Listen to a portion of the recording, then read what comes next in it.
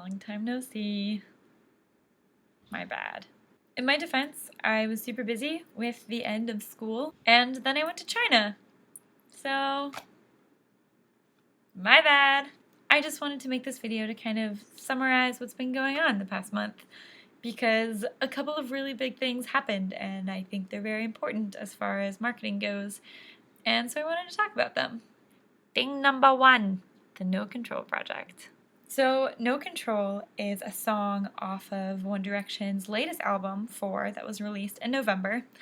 And the reason for this whole project is because fans were upset over the lack of singles from the album 4. Fans were just like, well, if you're not gonna do it, we're gonna do it. And basically, they did a fan release of a single from the album. Pretty cool. So No Control Day was May 17th. And on that day, people were supposed to tweet, post about the song, buy the song on iTunes, do anything you possibly can to get the song into the charts. That includes Shazamming the song, playing it on Spotify, radio plays, obviously iTunes sales, tweets on Twitter, mentions on Facebook, social media stuff, all of that.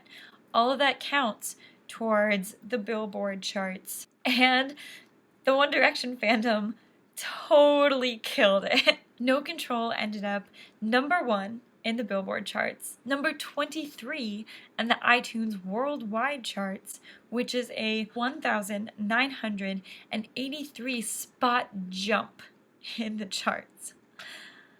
That's insane. It was also number 5 on Spotify. The hashtag No Control Day got about 4 million tweets, and it was the 5th largest Thunderclap project worldwide. Basically, with Thunderclap, you can sign up and register your social media information under a specific project, and then at a particular time, Thunderclap releases social media bursts on every single account that is part of the project. So basically, when that thing went off, it was huge. It was all over the internet. It was barraging everyone.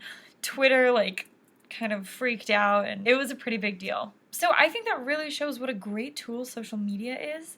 I mean, through social media, pretty much exclusively, we were able to get this song into the charts. We were able to fan release this single for One Direction. And this was all us. This was all in the fandom. There was no management, no label, nothing like that involved. It was all internal, and it resulted from the fandom coming together and working together in this great, cohesive social media attack dog mass thing. And it worked!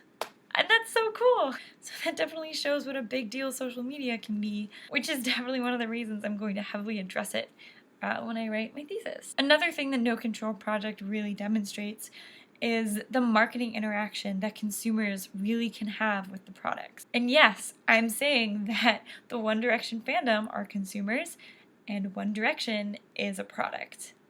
Yeah, it's kind of weird to think about it like that because they are people and they're following their dream, but they're a money-making machine, and that's why labels keep them around. That's what their management's trying to get them to do. They're here to make money. But all that aside, the No Control Project really shows that marketing is not one-sided. It's not only One Direction's management spewing stuff at us and us just passively taking it in. We can alter things if we are unhappy. We have a lot of power. And besides just rankings and besides just charts, we were recognized by the band itself. Louis tweeted about it constantly.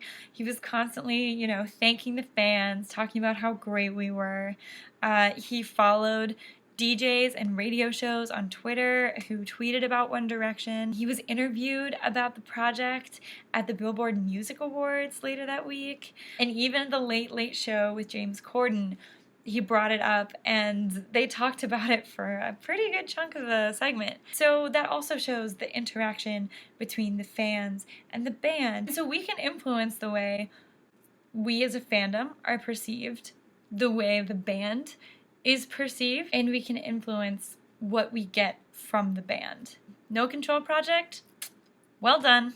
Really big deal. And the other big thing I wanted to talk about was that One Direction's American leg of their On the Road Again tour will be in partnership with the Honda Civic Summer Tour. Every summer, Honda Civic sponsors a big band that tours around the US, and it's really marketed towards an older audience. Honda Civic is a car that's marketed towards people in their late teens, definitely their 20s. So for them to be sponsoring One Direction, that's a really good indication that One Direction's really trying to rebrand themselves. They're trying to change their image. They don't want to be known as that poppy little boy band that's saying, what makes you beautiful? You know, they want something a little grittier, a little older, a little edgier. And as further example of them trying to reach an older target market, their opening act is going to be Icona Pop, whose music is definitely not PG, which is very exciting. Okay, so those are two of the really big marketing things that have happened with the band recently.